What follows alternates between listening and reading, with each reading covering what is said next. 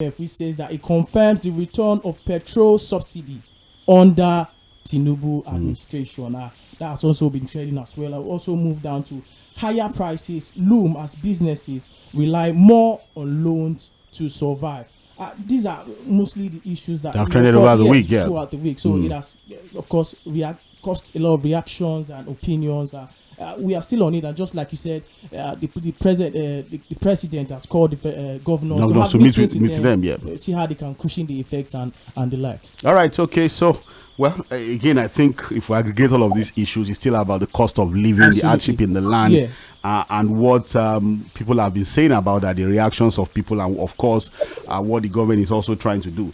But Saheed, we are going to try to start with this. Let me start with the issue of the government, the federal government, deciding to discontinue the treason case against Comrade Omoyele Sowore. Do you think that's in order? What do you think about that?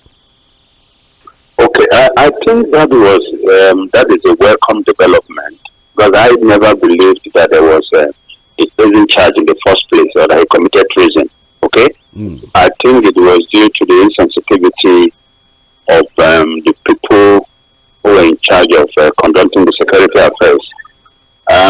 Oᴘᴜᴜᴜ may be a bit harmful, but I don't think that what he did or what he was accused of doing rose to treason. I think it was overzealous people wanting to please their masters. I wrote about it so many times that democracy is not a game of the symmetry. Where people are buried, that's where you expect to have absolute quietness. Democracy is rough and it's tough, and sometimes very loud and noisy. We are going to have conflicting views. And I also do hope that in the spirit of the reconciliation, this will also be extended to Nnamdi Kanu of the IPOB. Okay, all right. Again, maybe we should refresh our memories. To recall that Comrade Omoyele Sowore was arrested by the DSS operatives on August 3rd, 2019, 2 days before a planned Revolution Now protest tagged Days of Rage, convened by the pro-democracy activists and slated for August 5, 2019. Following his arrest, he was arraigned by the DSS on several occasions and was later released following sustained pressure. Sowore was being legally represented in court by a law firm of pro-democracy human rights activist Femi Falana SA. Meanwhile, I think the Punch newspapers, one of the people have gotten the reaction from Comrade Sowore, who is saying he's going to sue them for 1 billion. I know he's not going to allow this slide, but like I said, we'll try and get in touch with him to get his reaction. But you think that this should also be extended to Nnamdi Kanu? What do you think will come out of that if that is extended to Nnamdi Kanu? Yes, what do you think will come out of that extension of this continuation prison case against Sowore? Okay, so we live in a country that the system promotes, nourishes, and nurtures one group of people accused of criminality, while it harms and destroys other groups accused of the same kind of offenses or criminality. And that's not good for nation building. Now, of course, we know how, following the problems in the Niger Delta area, the kidnappings and the killing, government extended the Oliver branch to them by way of amnesty. We also, witness how the same government pardoned some Boko Haram fighters. In fact, try to reabsorb them into the Nigerian military and all that. So I think that if other set of Nigerians have the same set of or different kind of grievances, right? And you have arrested them and detained them and kept them for so long, and you also make a decision to drop charges against some. There's nothing wrong with dropping this will charges against Nnamdi Kanu. I think this will encourage the IPOB fighters to begin to think that, look, we better work towards peace.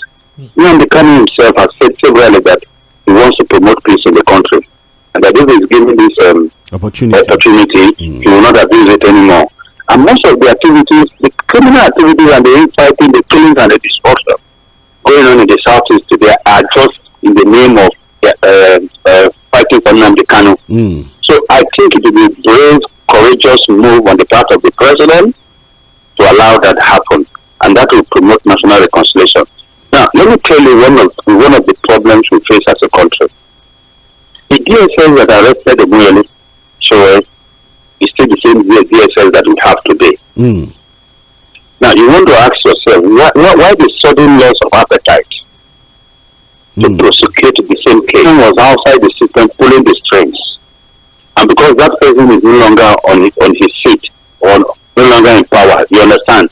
The new government probably saw the opportunity to weigh in and score some points, which I encourage them to do, by the way.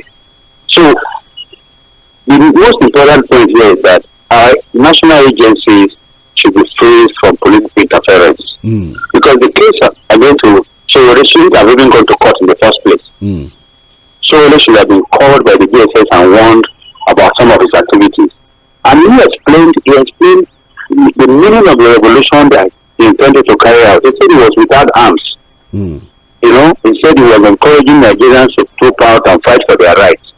He wasn't asking them to take up arms against the government. So a warning would have been appropriate, of course, but if we had people in the system who prefer the overkill approach to such issues, so that they will show their bosses that they're actually working very hard, you know, and trying to nip in the bud any act of disagreement at all with the government.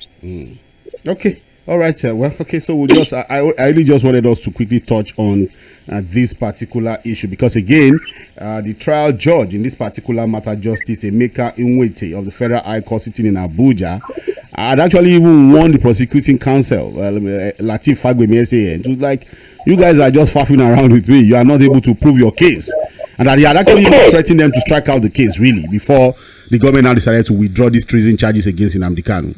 There was no evidence from day one. You saw that at the point he was granted bail, right? Yes. He came into court for another matter. Just as he was about going out, he was rearrested by the DSS. There was all this kind of unnecessary drama and all that. But the sad thing is that there are Nigerians, a lot of Nigerians, who will support anything the government is doing just because of political preference. Okay. It does not matter. And this is a democracy. And I think I've always made this point that people must understand the latitude and the exhaustive nature of democracy. It allows people free speech. But sometimes it skirts and borders it goes to the point of the borders of illegality and legality, you understand? But it's allowed. It's allowed. Okay. All right. Now Vice Curtis Adiba, hardship in the land. There's everyone is lamenting. Pro-Max. It's pro-Max. I agree with you. But this is the news now. Northern traditional rulers and the Nigerian Bar Association on Wednesday described cost that, and a closed-door meeting. We'll look at that. Big crowds will be held in the north. Of course, the chairman of the North will be taking from us. The night, tell the right, and I'm telling you the truth. Look, without the distinction, likely. Now you ask about to what the northern 560 part of the country fuel is selling for almost 1,000 naira. And what that means is that the farmers, even when they harvest the produce, to get it to the market, you understand, and then take it outside of the northern part of the country.